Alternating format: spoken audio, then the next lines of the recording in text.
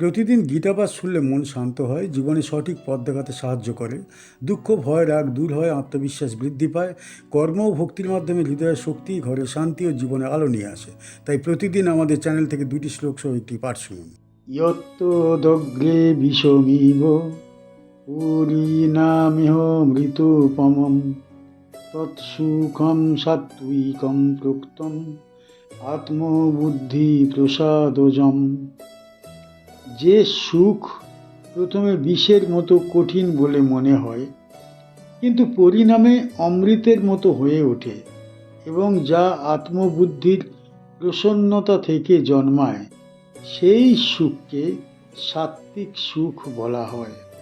ইয়ৎ মানে যা, তৎ মানে সেই, অগ্রে মানে শুরুতে, বিষম ইব মানে বিষের ন্যায়, পরিণামে মানে শেষে, অমৃতোপমম মানে অমৃতের মতো, তৎসুখম মানে সেই সুখ, সাত্ত্বিকম মানে সত্য গুণ জাত, প্রোক্তম মানে বলা হয়েছে, আত্মবুদ্ধি মানে আত্মজ্ঞান সম্পন্ন বুদ্ধি, প্রসাদজম মানে প্রশান্তি থেকে উৎপন্ন। এই শ্লোক সাত্ত্বিক সুখের প্রকৃত রূপ স্পষ্ট করে দেয়। মানুষের সাধারণ ধারণা হলো সুখ মানেই সহজ, আরামদায়ক ও তাৎক্ষণিক আনন্দদায়ক কিছু, কিন্তু এখানে বলা হয়েছে প্রকৃত সুখের শুরুতে কষ্ট থাকে, কারণ মানুষের মন দীর্ঘদিন ইন্দ্রিয় ভোগে অভ্যস্ত। যখন সে সংযম, সাধনা ও শাস্ত্র চিন্তার পথে আসে, তখন মন বিদ্রোহ করে। তাই শুরুতে তা বিষের মতো মনে হয়। যেমন প্রভাতে জাগরণ, নিয়মিত জপ, ধ্যান, সত্য ভাষণ, ক্রোধ সংযম, লোভ ত্যাগ, এগুলো সহজ নয়। ইন্দ্রিয় তা মানতে চায় না, মন অস্থির হয়, শরীর ক্লান্ত লাগে, পুরনো অভ্যাস টানে। এই অবস্থায় বিষের মতো অনুভূত হয়। কিন্তু মানুষ যদি দৃঢ় থাকে, তবে ধীরে ধীরে অন্তরে এক নতুন অনুভূতি জন্মায়, স্থিরতা, তারপর আসে শান্তি, পরে তৃপ্তি, শেষে এমন এক আনন্দ আসে যা বাহ্যিক কারণে নষ্ট হয় না। এই অবস্থাই অমৃতের মতো। এই সুখ আত্মবুদ্ধির প্রসাদ থেকে জন্মায়, অর্থাৎ যখন মানুষ নিজের প্রকৃত স্বরূপ উপলব্ধি করতে শুরু করে, তখন তার বুদ্ধি পরিষ্কার হয়। সে বুঝতে পারে, আমি ভোগের দাস নই, আমি চেতনা। এই উপলব্ধি মনকে প্রশান্ত করে। প্রশান্ত বুদ্ধি থেকেই স্থায়ী সুখ জন্মায়। তাই এই সুখের উৎস বাহ্যিক বস্তু নয়, অন্তরের জাগরণ। এই শ্লোক গভীর জীবন তত্ত্ব প্রকাশ করে। মানুষ সাধারণত বিপরীত পথে চলে, শুরুতে মধুর, শেষে তিক্ত জিনিসকে সুখ বলে মনে করে। ভোগ, অলসতা, আসক্তি প্রথমে আনন্দ দেয়, কিন্তু পরে ক্লেশ আনে। আর সংযম, সাধনা, শৃঙ্খলা প্রথমে কষ্ট দেয়, শেষে মুক্তি আনে। জ্ঞানী ব্যক্তি তাই শুরু নয়, পরিণাম দেখে পথ নির্বাচন করেন। এখানে বিষ ও অমৃতের উপমা অত্যন্ত তাৎপর্যপূর্ণ। বিষ ধীরে ধীরে জীবন নষ্ট করে, অমৃত জীবন রক্ষা করে। তেমনি তাৎক্ষণিক ভোগ আত্মশক্তি ক্ষয় করে, কিন্তু আত্মসংযম চেতনা জাগ্রত করে। তাই সাত্ত্বিক সুখ মানে উত্তেজনা নয়, গভীর প্রশান্তি। অষ্টাদশ অধ্যায়ে ভগবান সুখের 3 ভেদ ব্যাখ্যা করছেন। আগের শ্লোকে অভ্যাসজাত সুখের লক্ষণ বলা হয়েছে, এখানে সেই সুখের প্রকৃতি স্পষ্ট করা হয়েছে। অর্জুন যেন বুঝতে পারেন কোন আনন্দ মুক্তির দিকে নিয়ে যায়। তাই সাত্ত্বিক সুখকে প্রথমে ব্যাখ্যা করা হয়েছে, কারণ এটিই আত্ম উন্নতির পথ। এই শ্লোক থেকে আমরা কি শিখতে পারি? জীবনের সব কষ্ট অকল্যাণকর নয়, অনেক কষ্ট ভবিষ্যৎ শান্তির দ্বার। তাই শুধু তাৎক্ষণিক স্বস্তি দেখে সিদ্ধান্ত নেওয়া উচিত নয়, পরিণাম বিচার করা উচিত। নিয়মিত সাধনা, সংযম ও সত্যাচরণ শুরুতে কঠিন হলেও অন্তরে অটল শান্তি দেয়। এই শিক্ষা আমাদের ধৈর্য ও আত্মনিয়ন্ত্রণ শেখায়।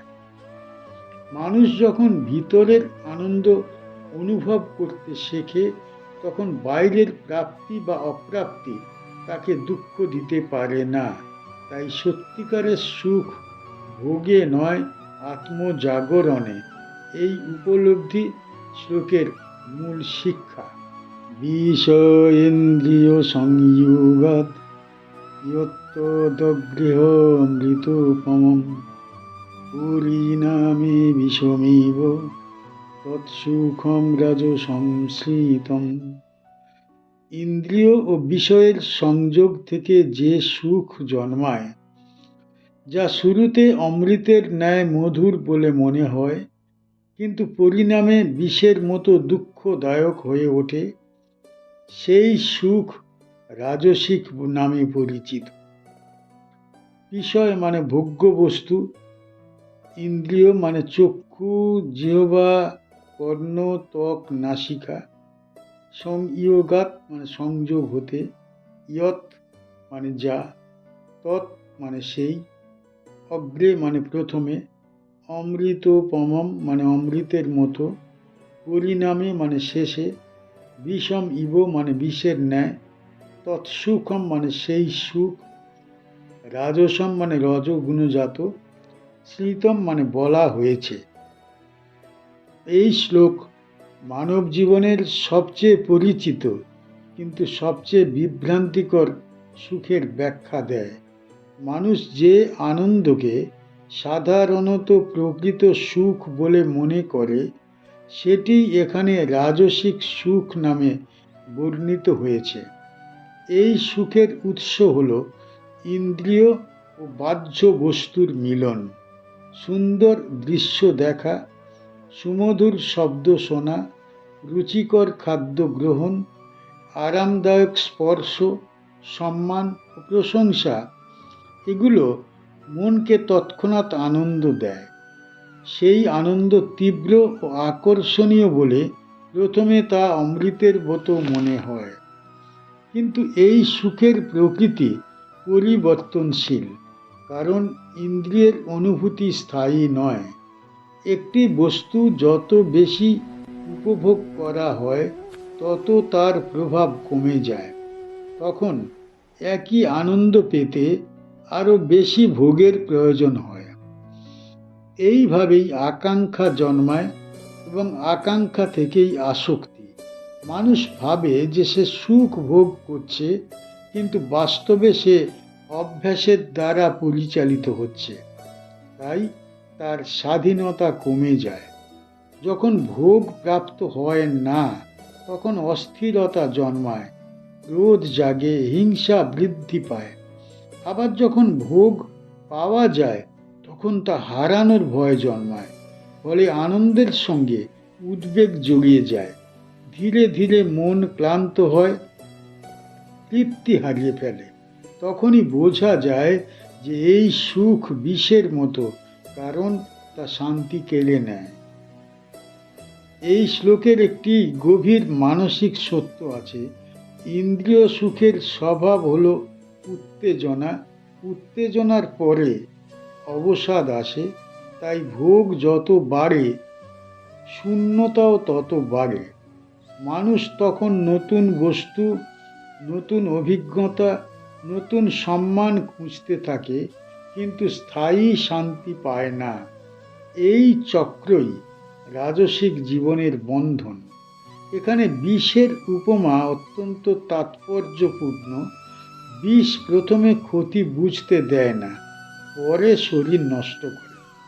তেমনি রাজসিক সুখ প্রথমে আনন্দ দেয়, পরে মনঃশক্তি ক্ষয় করে। মানুষের ধৈর্য কমে, স্থিরতা নষ্ট হয়, সন্তুষ্টি হারায়।